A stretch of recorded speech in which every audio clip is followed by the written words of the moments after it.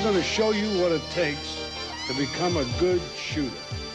There's a lot of work that goes into that. And the most important thing in shooting, after you learn the techniques, which you'll see now, is not to practice from too far.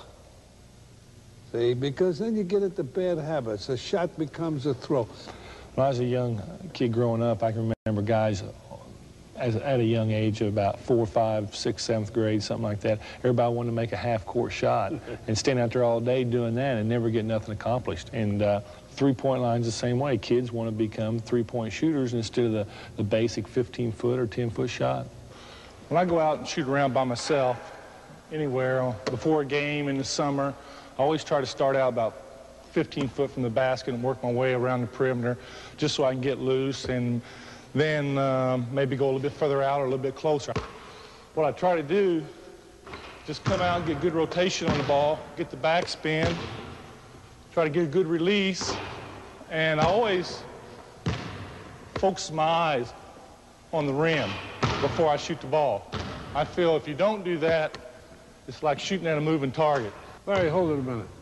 You were talking about different things about shooting. What about your balance? Balance is very important. What I try to do when I shoot the basketball, Red, is keep my feet planted towards the basket or somewhere close. When I shoot the ball, when I'm warming up or just out here, or if I have a wide open shot in the game, it seems like I always have my right foot forward. And when I go to release the ball, I use this as balance more so on this, and this is just to get me up on my toes when I shoot it. And you bend your knees, right? Right. I think that's very important. Now, is that according to distance or according to just natural? I think it's distance. The further you're out on the court, the more bend you're going to get, the more ump in your takeoff. But I think that it's very important to have a good balance, and you've got to be down at all times to give you some flexibility. All right, now, what about when you shoot the ball? What do you do about holding the seams or the backspin? Why do you do that? Well, I try to get my fingers into the seams every time I shoot the ball. It's not possible every time, but if I got time, somebody throws me the ball, if I got time to make the adjustment, get my fingers on there, I think it's very important because one thing, the distance, I feel the further I'm out on the court, if I get my fingers in there, it gives me a little something to hold, to push off.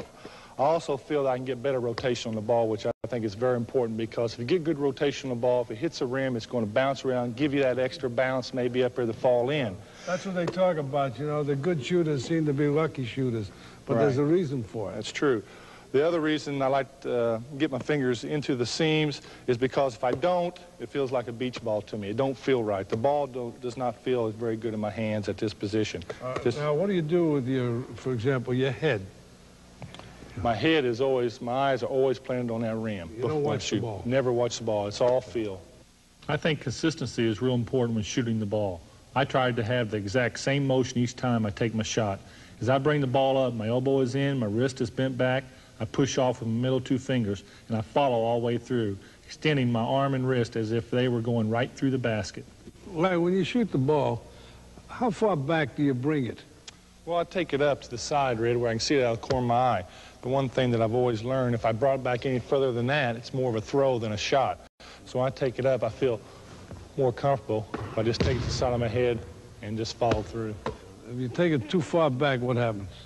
I don't have really no direction of the ball. I don't really know where it's going to go. It's more of a throw. Of course, me, you know.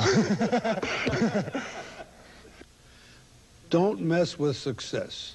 You don't have to be a picture shooter. No matter what you do, as long as it works, stick with it. Larry, when you shoot the ball, you very seldom take a jump shot. Why? Well, the further I am from the basket, the less I want to jump because I think I have to have good balance in my feet. I have to be able to be planted and go up. I really don't get that much air time, but I do just get enough to get the ball up over the rim. But if I'm in the lane 13, 12, 10 foot and somebody's on me, I do have to jump a little bit higher. But I'd rather stay on the ground because I'm not a great leaper, but I think I can get away with it out on the court if I keep my feet planted and keep good balance.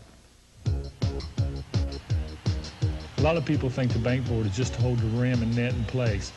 But remember, the bankboard can be one of your best friends. I feel that there's a variety of places that you can place the ball off the backboard easy enough for the ball to drop in.